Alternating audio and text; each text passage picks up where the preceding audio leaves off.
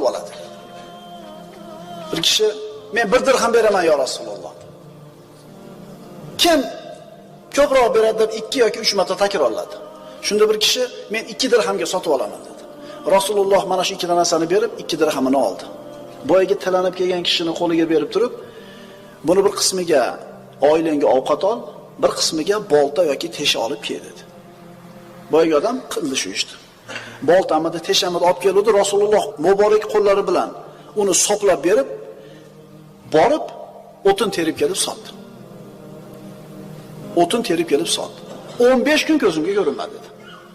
15 kun seni ko'rmaydi dedi. Ansoriy 15 kundan keyin keldi. Qo'lida 10 dirham pul to'plandi. Shu pulni bir qismiga kiyim sotib oldi, qolgan qismiga oziq-ovqat oldi.